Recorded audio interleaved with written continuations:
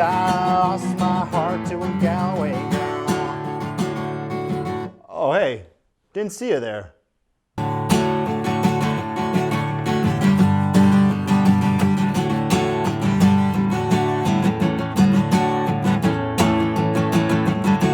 Hey guys, how's it going? Welcome to One Life on Earth. My name is Kevin, and today we're going to talk about things that you can do in Ireland. I think the title says 10 things you can do in Ireland, but I'm just going to go through a few of them. It's probably going to be more than that. Basically, me and my friend Tyler... A bear whistle? Yeah.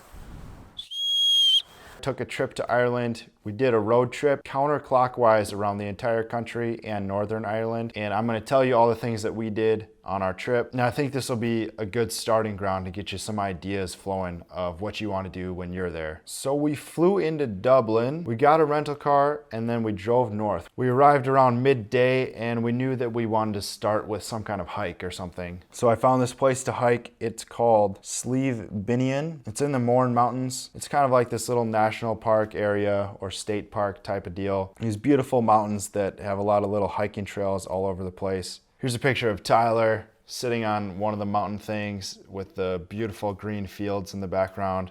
Here's another one as like a storm comes in and you can see like the giant lake reservoir thing below. And here's one of me. We're just, climbing some more mountains out there. After we did that, we already landed there pretty late in the day, so we didn't have a whole lot of time. We drove to Belfast and we got there in the middle of the night. If you know anything about Game of Thrones, you know that Belfast is a major city for them. This is where they do a lot of their filming in a place called Titanic Studios. And we were actually there while they were filming the very last season. I don't know what they were thinking, man, but that last season was pretty much a train wreck. So since they wouldn't let us in there, we went to see the Titanic dock instead. Now this is like the pier or dock thing where they built the Titanic. So it's kind of cool to see that piece of history, and this is where it launched from. We were there at night, so we were just walking around looking at it, and it was pretty cool. If you're there during the daytime, they do have big tours and a museum. After that, we're on to day 2 now. We started our day off with this place called Torr, and it's just kind of a cool view. You can see Scotland off in the distance over the ocean. Do a little bit of hiking, and then after that we drove west over to a place called the National Trust Carrick-a-rede, which is like this cool rope bridge thing. And we got there and it was pouring rain, so we had to sit in our car for like an hour until the rain stopped a little bit. Did a little bit of hiking around the land there. Well, yeah, right after that we went and had lunch in this little tiny town right to the left of it. Great Irish food. And then after that I was looking at the guest book, like the little guest book at the restaurant. And no lie, the day before we got there, it said Emilia Clarke and Kit Harington and a bunch of other cast from Game of Thrones. So we just missed them by a day. That would have been kind of cool to see them there. Oh yeah. Anyways, after my heart was broken, we drove to this place called the Dark Hedges. It's this really old-fashioned road where the trees kind of like hang over the road, and it looks really cool. It definitely probably has seen better days though, because even on Google Maps here, you can see that a lot of the trees were just wiped out by storms and old age and stuff. So it's not completely lined perfectly like it used to be, but it's still definitely worth seeing, I think. After the Dark Hedges, we drove up to the Dunluce Castle. It's right on the coast, and the sun was shining, so it was just a really cool place. I forgot to mention one place. While you're up in Northern Ireland, definitely go to Giant's Causeway. It's a really cool rock formation thing out on the coast there in Northern Ireland. So definitely hit that up before you leave. And then the next day we drove all the way down back into regular Ireland. We started our morning at a place called the Castle Viewpoint. You can see this old castle called Classiebawn Castle. I believe it's someone's house now, so you can't really go in it, but it's kind of cool to see. It's just this lone castle in the middle of these huge fields and nothing else around it, so it's kind of cool. Off in the distance from there, we saw what we were gonna do later in the day, which was our main adventure for the day, which was to hike this really weird looking mountain called benbulbin. Really kind of an epic mountain. Made it to the mountain. This thing looks really cool in real life, a lot bigger than it does from far away. This is a cool view. We finally made it where we're supposed to be.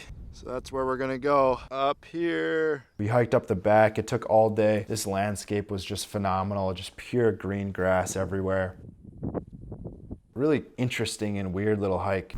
But look, if we get someone standing on that, it's gonna be super epic.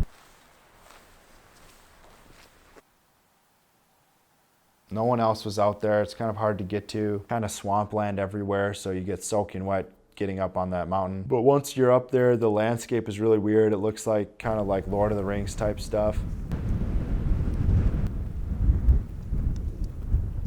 We had a little picnic on top. Tyler just gave me this piece of magic bread. What is this stuff? Sourdough bread. Looks like the stuff that those elves eat on that mountain.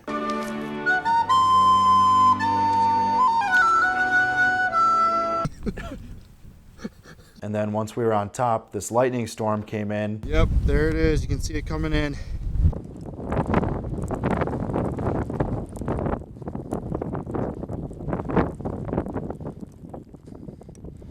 And this thing is like up so high, you're sticking in the clouds there, so it's kind of freaky. We thought we were going to get zapped. And then after that, the next day, we drove down to Galway and went to the #1 attraction in Ireland, which is the Cliffs of Moher.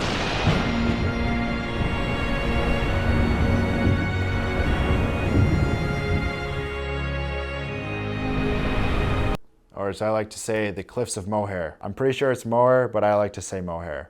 Now, I made a whole separate video about the Cliffs of Moher. An insane place. It's literally like you're going to the edges of the earth. If you're thinking about going there, definitely do, because it's amazing. The cliffs are so much bigger in real life than any pictures can make them look. I always thought they were pretty basic when I saw them in pictures, but in real life, they're just spectacular. They're like 900 feet tall. They're featured in Harry Potter.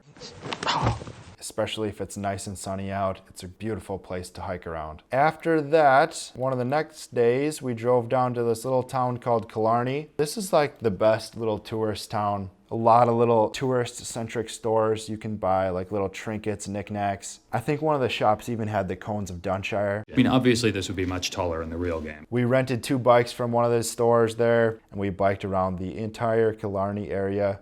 A lot of sweet little biking paths. We started at the Ross Castle, biked around all these cool little trails. It's kind of like a national park, state park type thing out here. We hiked up to the Torc waterfall, which is kind of cool. The mucross house, which is this kind of like castle-like house with a huge lawn, kind of like the White House. If you guys have time, go to the Gap of Dunloe. It's right over here.